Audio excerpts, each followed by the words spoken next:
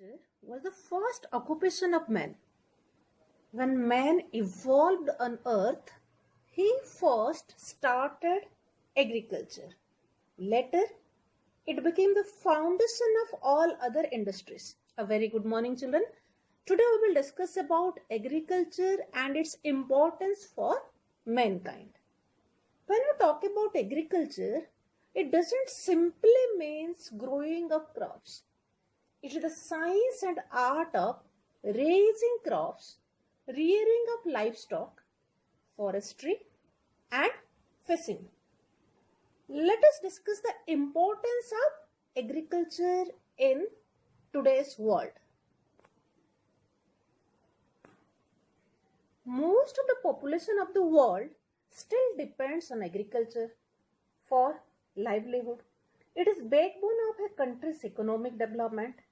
It helps in providing employment and also helps in eradicating poverty.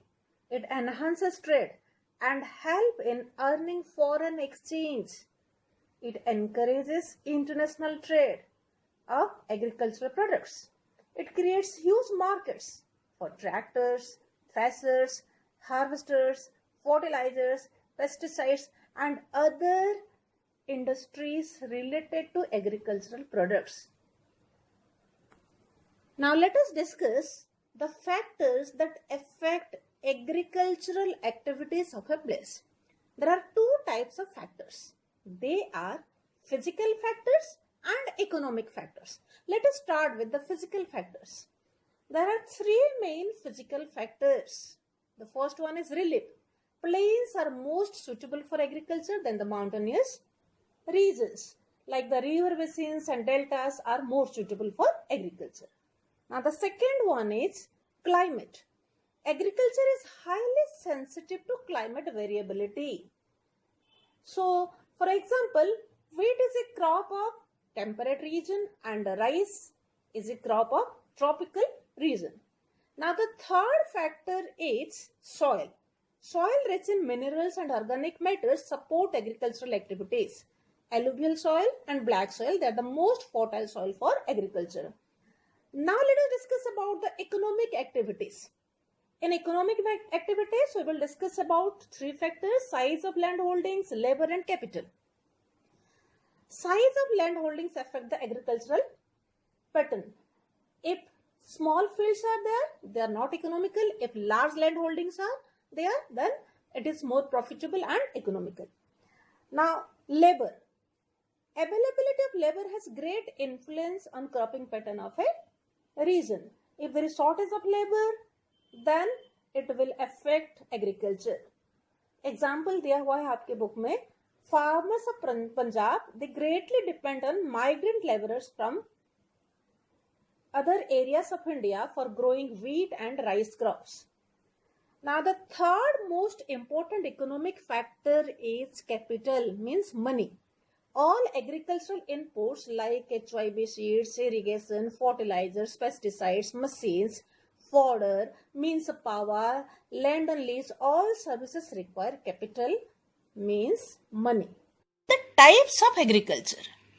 Basically, agriculture depend upon the climatic conditions, economic background and the terrain.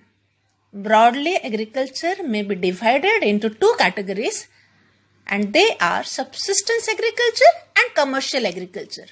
Subsistence agriculture is again divided into primitive subsistence and intensive subsistence. Primitive subsistence is divided into nomadic herding and shifting agriculture. Commercial agriculture can be categorized into four, like extensive agriculture, plantation agriculture, livestock ranching and dairy farming. Now let us discuss about subsistence agriculture. It is the earliest type of farming where the farmer grows the crops for his family consumption or requirement. Farmers grow a wide range of crops based on the needs of their family or the community. Subsistence agriculture includes nomadic herding and shifting agriculture. Now, what is nomadic herding? In nomadic herding, people migrate along with their animals from one place to another in search of fodder for their animals. They rear cattle, sheep, goat, camel, yak, etc. for skin, meat and wool.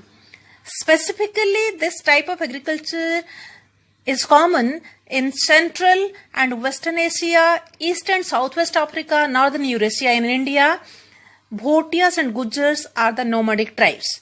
Now, shifting agriculture. It is a type of agriculture where after the soil loses its fertility, the land is abandoned and the cultivator moves to a new land. This is also known as slash and burn agriculture.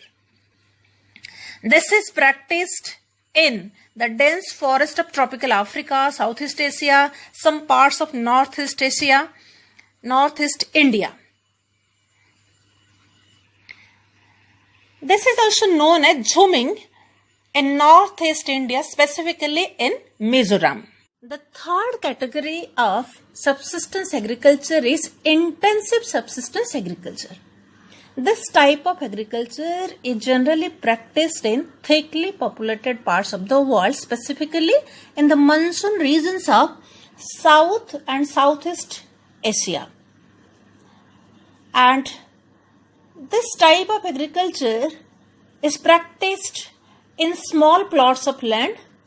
There is intensive use of land, multiple cropping, heavy use of manual labor, and little use of farm machinery. A variety of fertilizers are also used. The countries like China, India, Japan, Malaysia, Korea, Philippines, they have adopted intensive agriculture. After subsistence agriculture, the next category of agriculture we are going to discuss about is commercial agriculture. Commercial agriculture is again categorized into 4 types. They are extensive agriculture, plantation agriculture, livestock ranching and dairy farming. Mixed farming also come under commercial agriculture. In commercial agriculture, farmers select and sow a single crop according to the market conditions, and this type of agriculture is done on a very large scale with the purpose of selling the produce in the market, and the motive is to earn profit. Now let us discuss about the first type of commercial agriculture, that is extensive agriculture. In this type of agriculture, there is large land holdings, use of modern machines. It is practiced in sparsely populated countries. Total production is large, but per hectare yield is less. Farmers raise 1 or 2 crops a year for making profit and specifically for marketing purpose. It is practiced in developed countries like Australia, Canada, Russia and USA. The next type of commercial agriculture is plantation agriculture.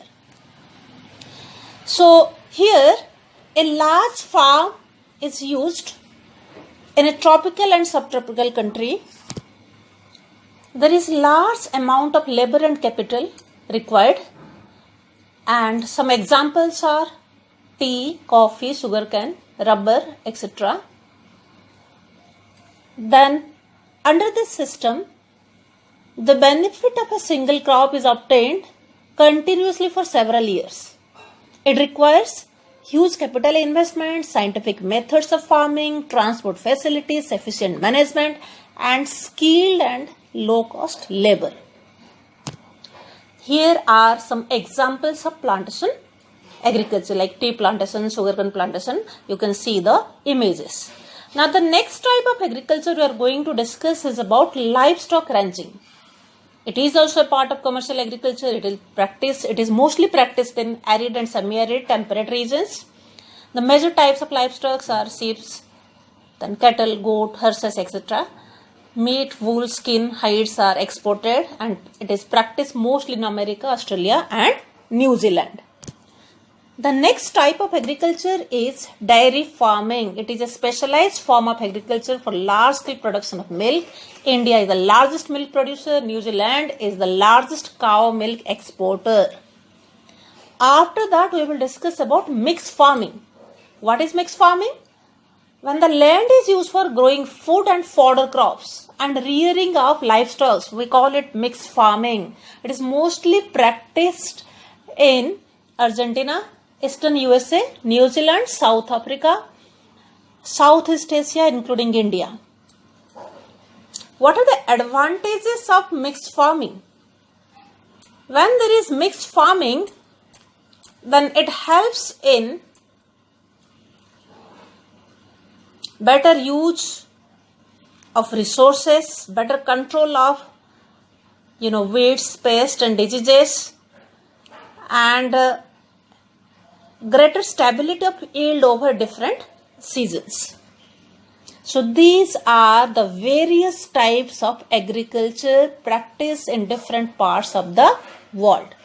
One more type of farming is also there, which is known as organic farming, which is popular in recent times. It uses organic manure and natural pesticides. No fertilizers, no chemicals. Okay.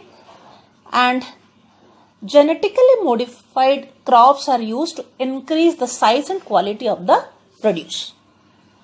So this is about the types of agriculture